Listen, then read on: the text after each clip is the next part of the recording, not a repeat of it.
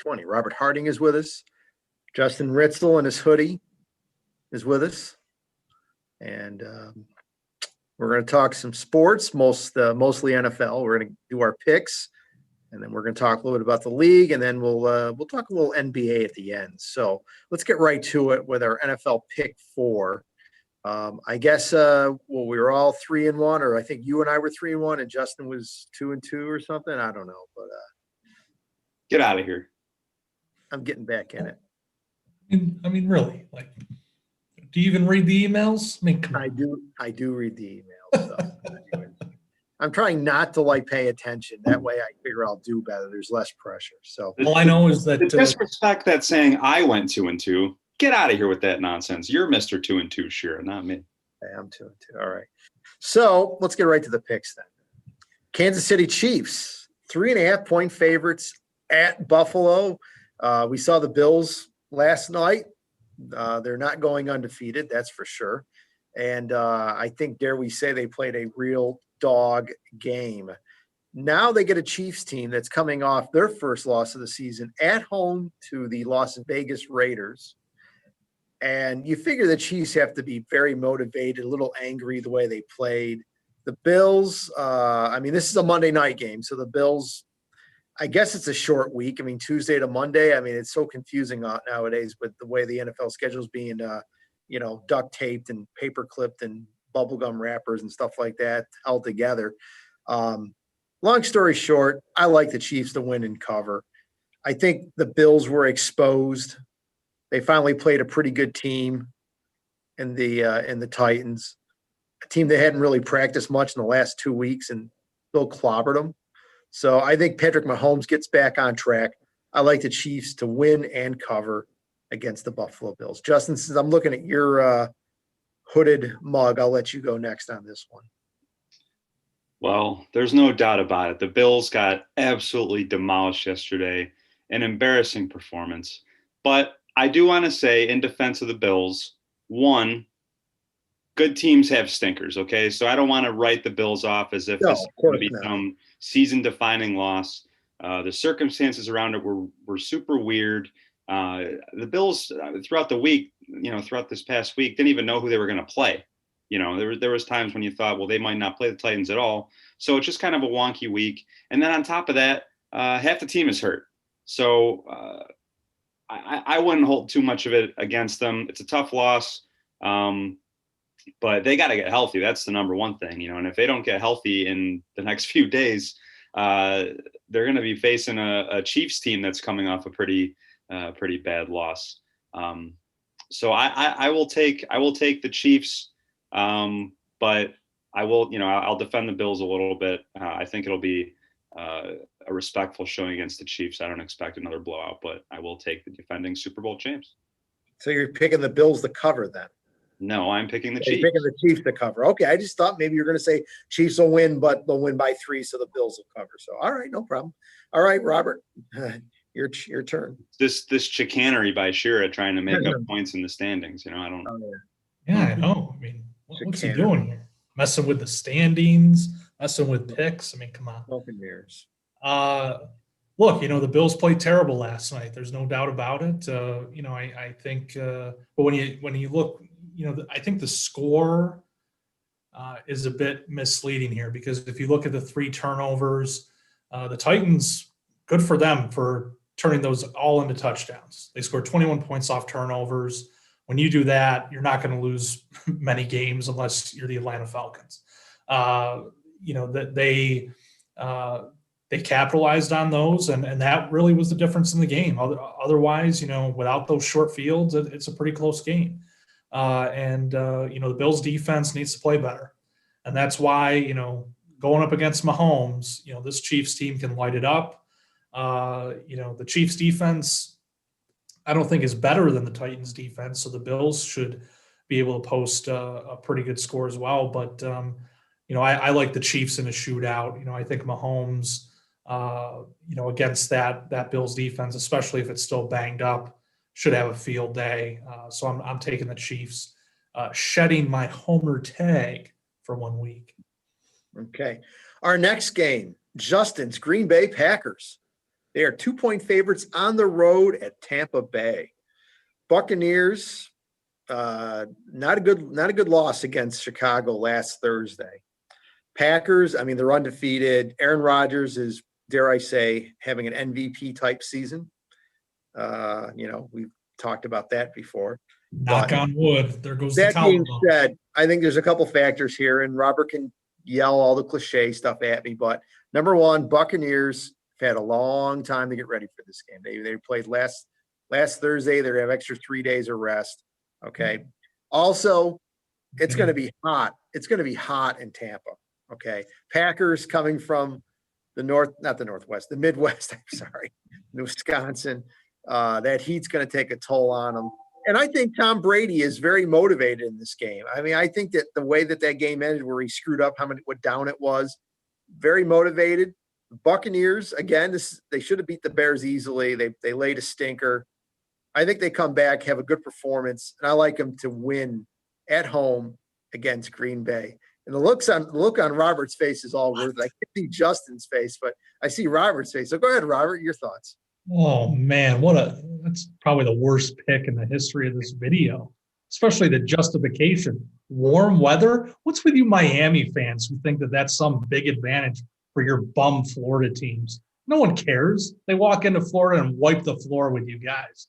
Look, the Packers, as I've said, Aaron Rodgers' revenge tour.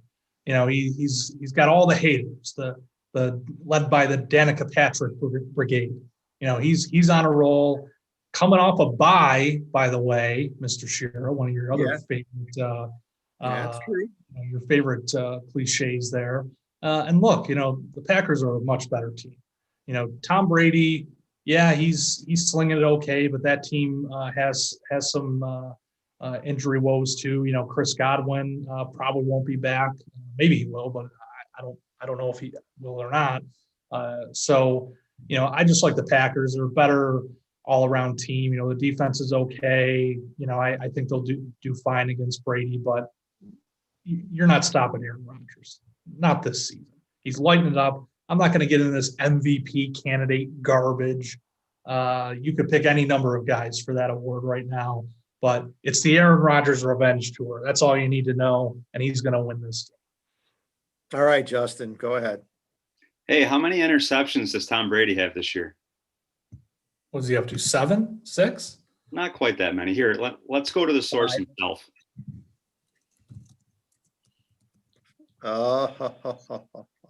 Four picks for old Tom, including a couple that returned for a touchdown. He's quite enamored with the pick sixes these days, old Tommy boy. Listen, Chris, I should have known that you'd come out with the lame old platitudes about the Florida weather. Get out of here with that nonsense. Listen, remind me, Chris, what happened in 2014 when Rodgers traveled down to Florida to face your Dolphins? Do you remember what happened? Yeah, we got beat. Okay.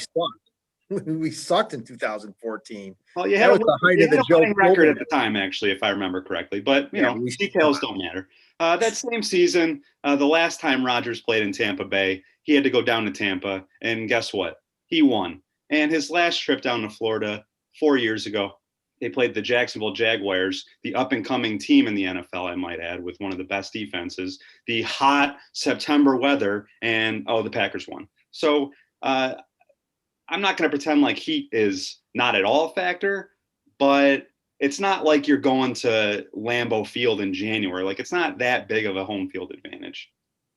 But, yeah, like Robert said, I'm shocked that you're not factoring the fact that the Packers did have a bye week. And they're coming back healthy. Devontae Adams hasn't played in almost 3 weeks. He's coming back. The Packers' best defensive lineman, Kenny Clark, he's been out since the first game. He's coming back. And I don't know. I think the Packers have the pass rush to knock Brady off his spot, and that old man can't move around like he used to. I like the Packers to win. I think it'll be a fun game, lots of offense. But I'm going to put my money on the quarterback who doesn't make mistakes, and that's not the 43-year-old bum Tom Brady. Okay. All righty. Duly noted. Our next game, an AFC North showdown, the Cleveland Browns at the Pittsburgh Steelers. Steelers favored by 3.5. Yeah. I mean, look, Pittsburgh, this is a team that last year when Roethlisberger went out, they started stinking. At the end of the season, they actually were respectable. That's because they got a pretty good defense. And I think that's the key here. And Cleveland always seems to lay an egg in Pittsburgh. Now, they're due for a good game, that being said. But I just like Pittsburgh to win, cover -3.5. I think they're going to take the Browns down a peg or two. And I like the Steelers. Justin, your take on this game.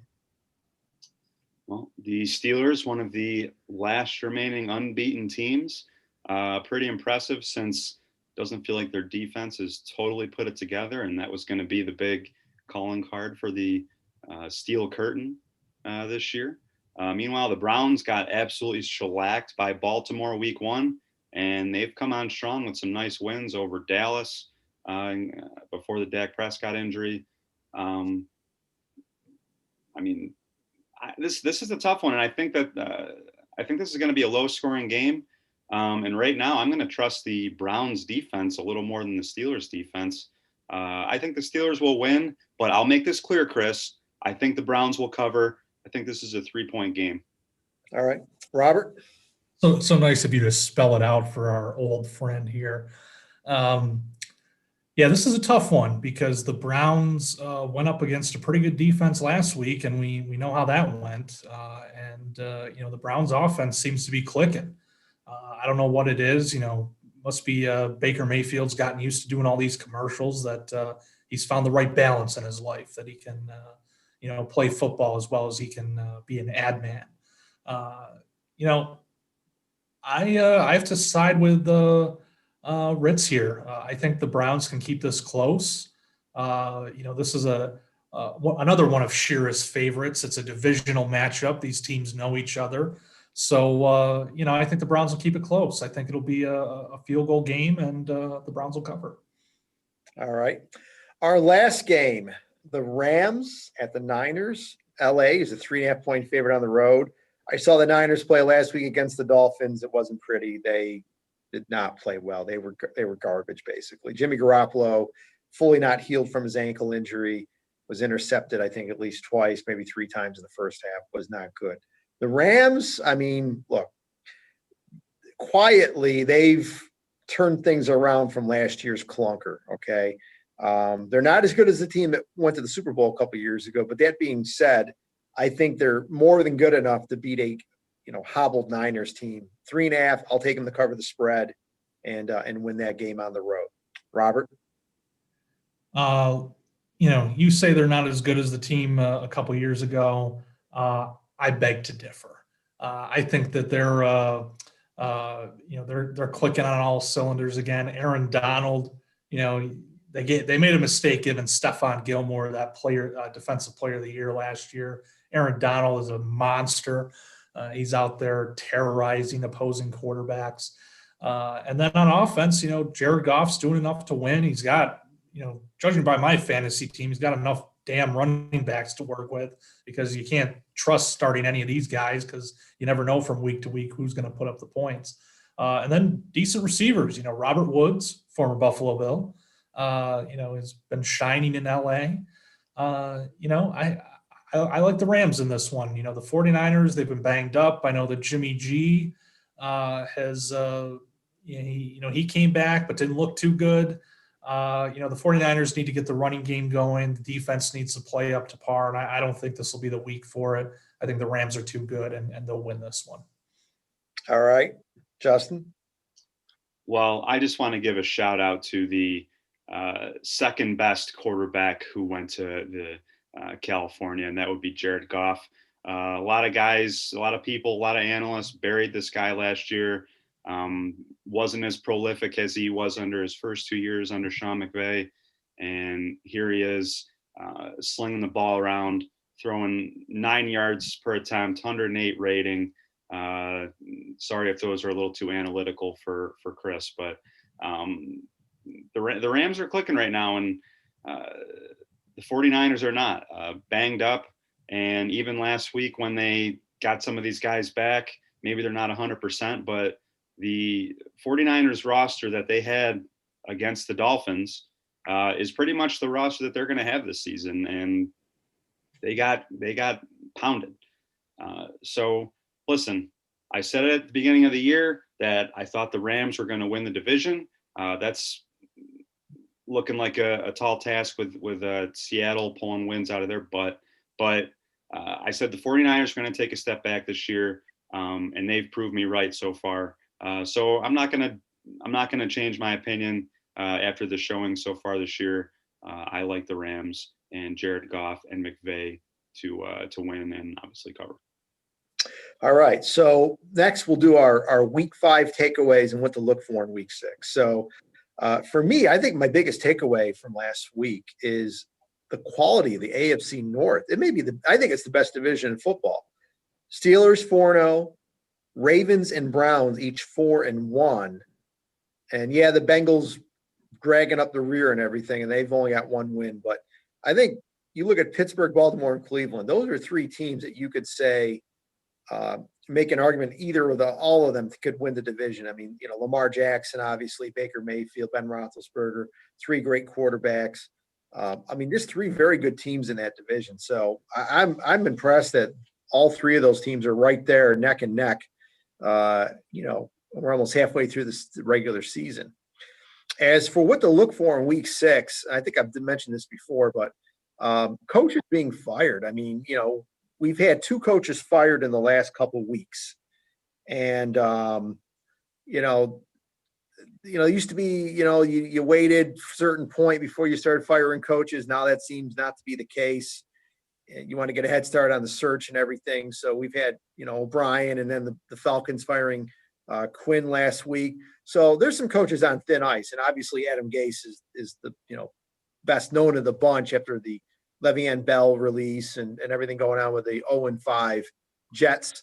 Doug Marrone, Robert's favorite coach, could say he's on thin ice in Jacksonville, and of course Matt Patricia in Detroit. So I'm curious, will we see more coaches get fired after week 6? We'll see what happens. So, Justin, your takeaways and what to look for. Well, Chris, you're going to be familiar with my comments I'm about to make because I made them to you last night. But we talked about the Bills earlier as far as coming back from that tough Titans loss. But I want to talk about the Titans for a minute because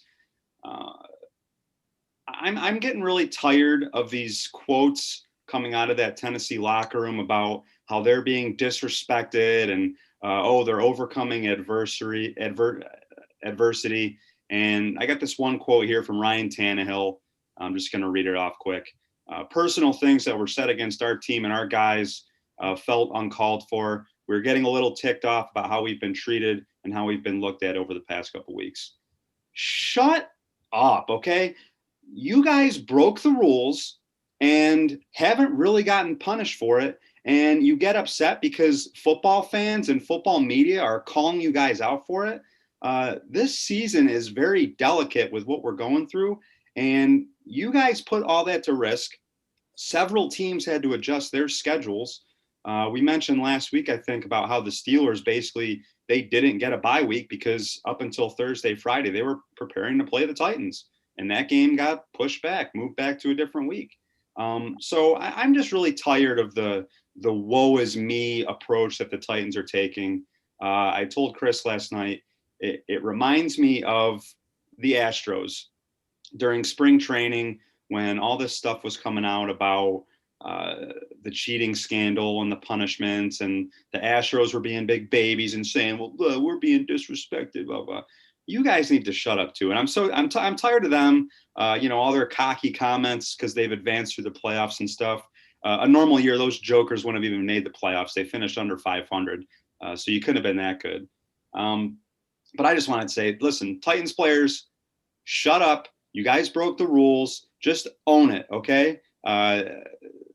It's this COVID situation is, anybody can get it, even when you do follow the protocols. They very obviously during that last week did not, and it caused a schedule change. But stop pretending like you guys are, being unfairly criticized here.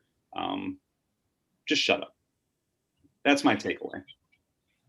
All right. Robert? Yeah, I'll just make a quick point on the Titans before I get to mine.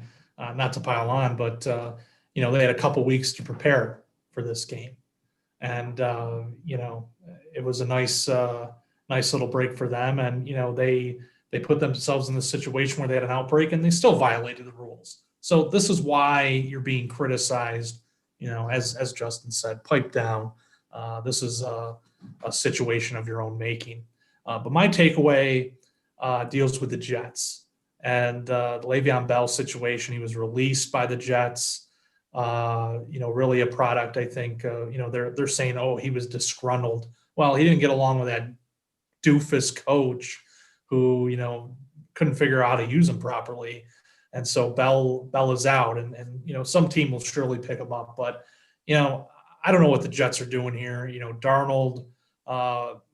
Obviously he missed Sunday's game. They had Joe Flacco in there, Mr. Elite himself.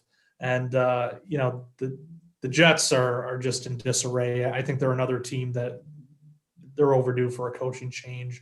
It's pretty clear that Adam Gase is a poor fit there, and Darnold isn't progressing with Gates as a head coach. This week, what I'm looking for, some of these big games, really – the Chiefs and Bills are among them.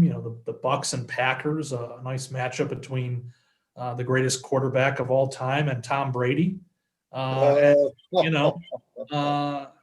See, I'm pandering to Ritz here. Remember that when you call me a homer next week.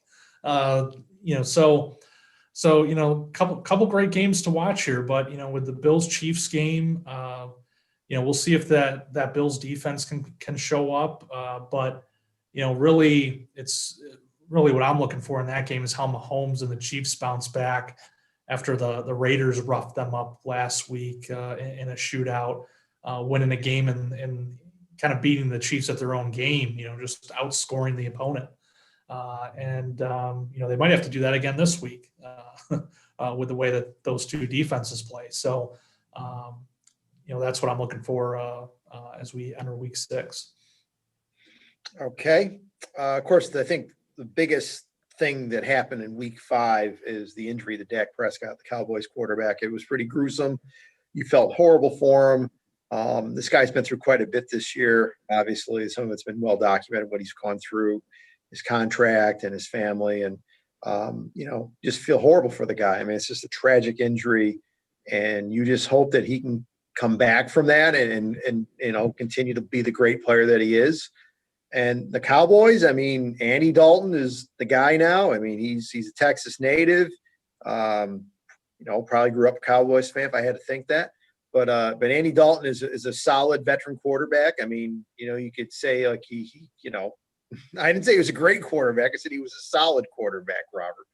So we'll see how the Cowboys, if they can pick up the pieces. It helps that they benefit from playing in arguably the worst division in football, the NFC East. And, 8-8 might be good enough to win that division. I think 7-9 could be good enough to win that division. I mean, it's 5-11 could be good enough to win that. It's crazy to think that there could be a team that's 7-9, 6-10, maybe winning a division and getting a home playoff game. But it's sad what happened to Dak, and your prayers go out to him, and you hope that he recovers and comes back next season. So, all right, Robert, go ahead.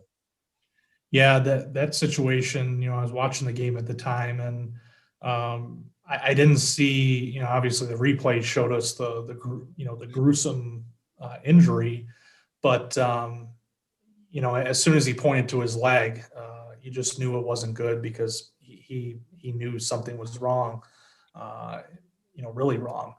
And it's a huge loss for the Cowboys, but Dak was putting up some great numbers this year. He was starting to put it together in that game against the Giants. Both teams got off to kind of a slow start, and he had the Cowboys driving at the time when he got that injury, and it was just a tough loss for him to now be out for the season and have a long recovery ahead. And it's sad to see that, especially a guy like Dak, who you saw the reaction from a lot of the players around the league, and this is a guy that they like. and respect. The one thing I'll say is that stupid owner Jerry Jones better pay up. Okay. Dak, I think, will come back and he'll be able to regain that form. And this guy needs to quit playing games with a contract. Pay the quarterback the money he deserves. You see some of these other contracts that guys are getting. I don't think Dak will get Mahomes money, but he should get pretty good money. Jerry Jones needs to quit being cheap and start paying up.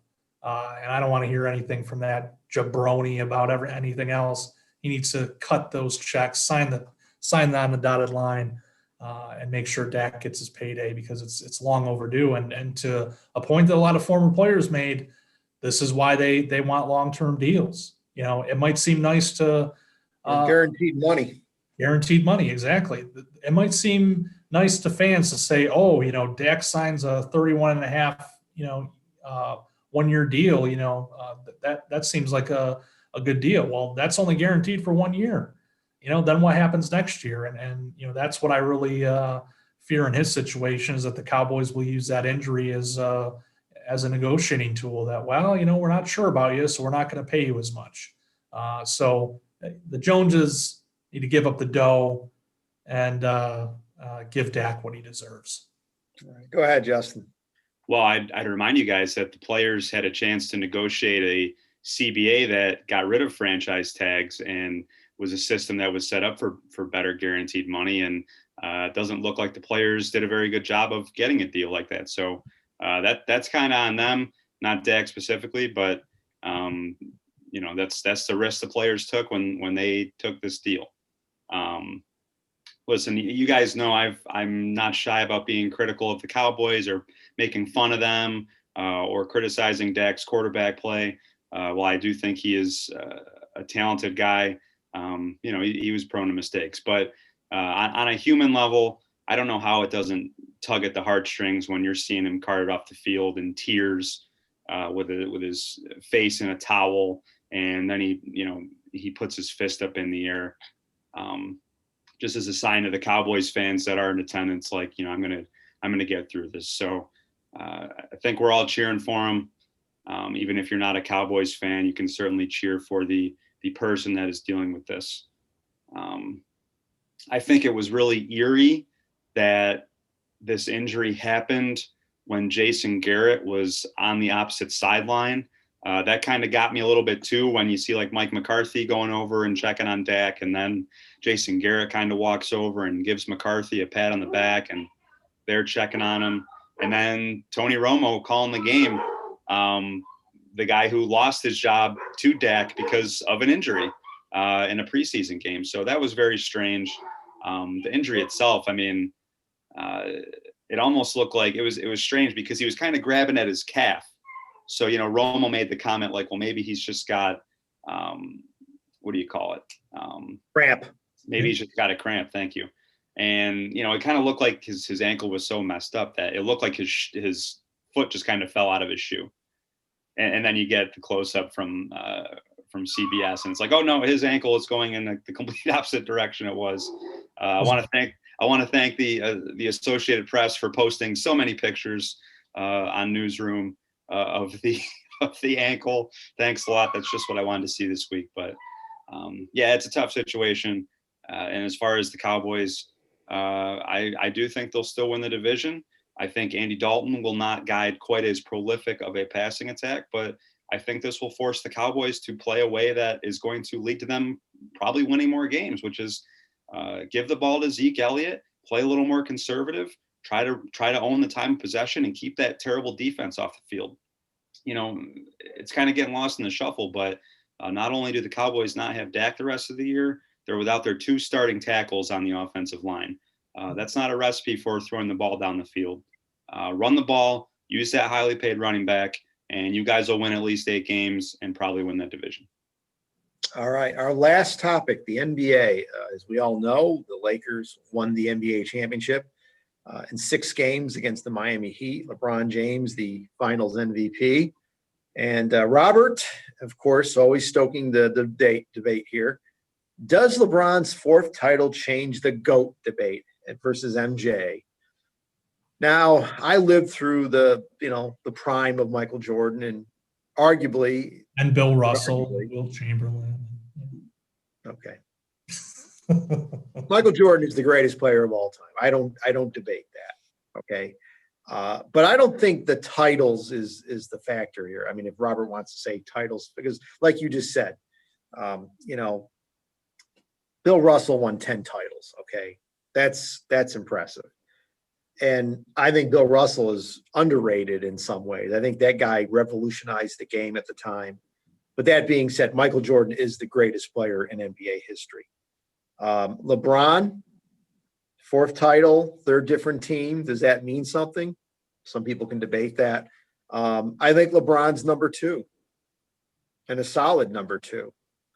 And I mean, you look what he's done, different circumstances, and what he's done leading the Cavs to the finals where they got beat, but realistically they had no business being there. And this not just the excellence, but how long he's been doing it. I mean, this guy entered the NBA in 2003. Okay, so this was his 17th season, and this guy is still arguably the best player in the game. That's incredible. It's a freak of nature. So I think that you have to put LeBron solid number 2 over MJ for what he's done. And I'll be honest with you, I think if LeBron keeps playing at this level into his 40s, I think you can make the argument maybe LeBron is better than MJ, but we'll see. We got a few years left here, but we'll see. So Robert is always looking skeptical of me. Go ahead. Playing into his 40s. Not if he has all those Taco Tuesdays in the off season.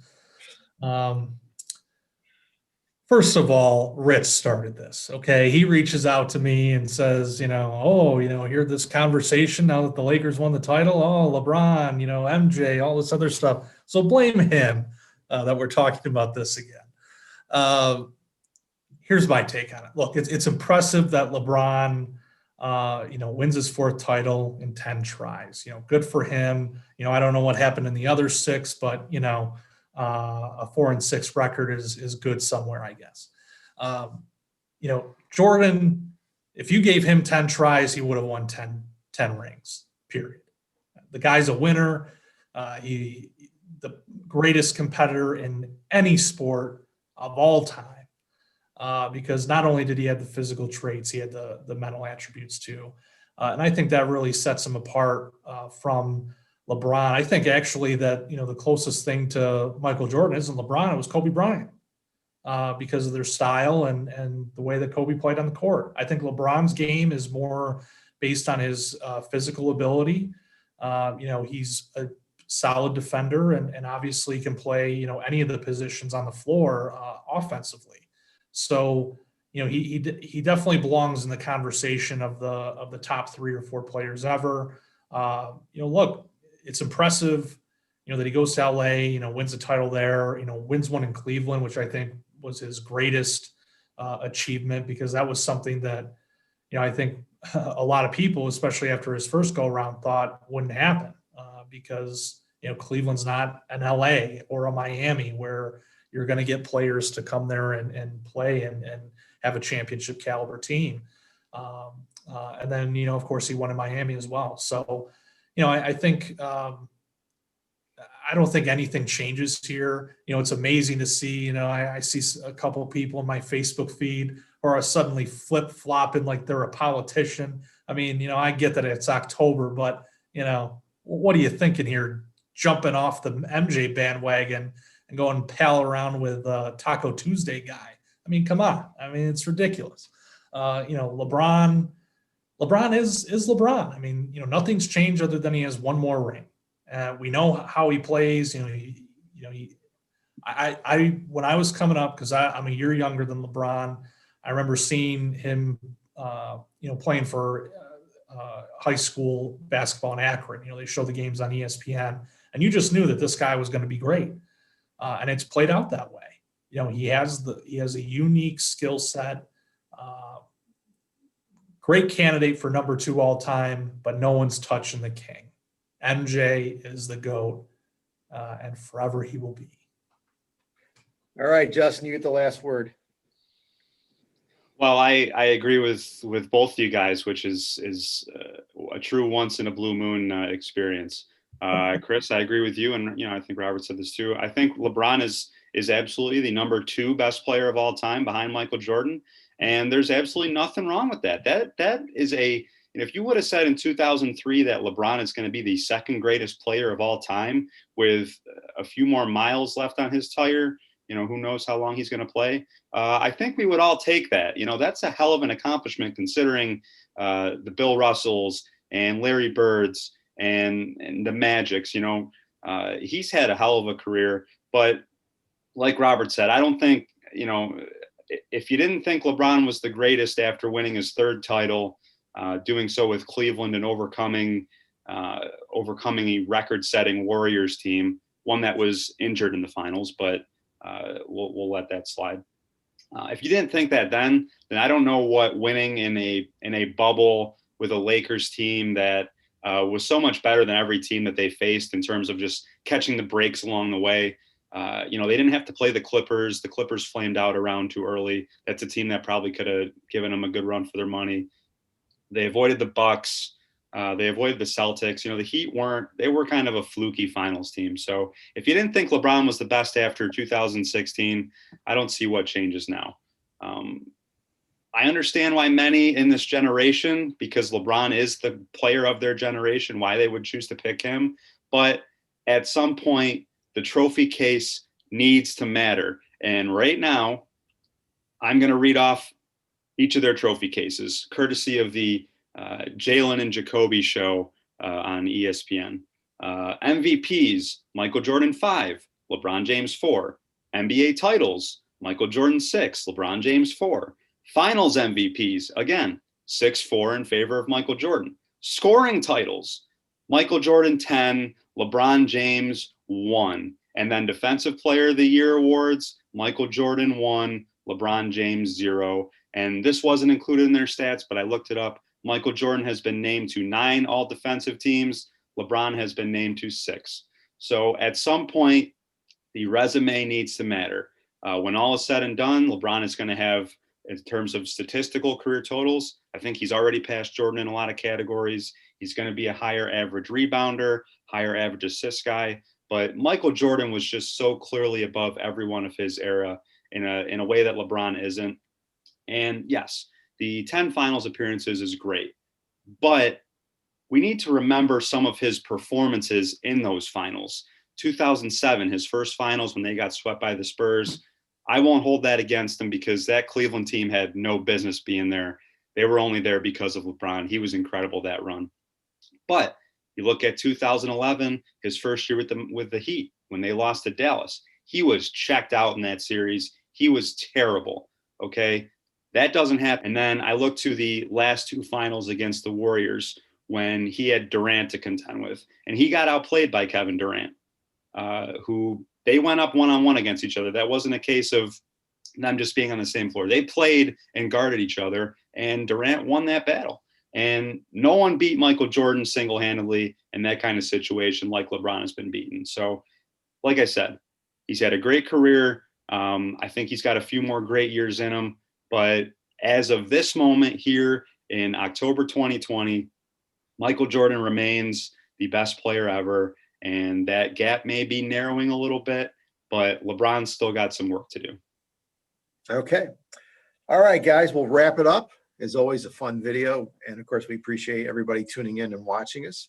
So enjoy the games this week. And of course, we'll be wrapping up the American League National League Championship Series. So I'm sure we'll talk some baseball next week. So until then, enjoy the games and we'll see you next week.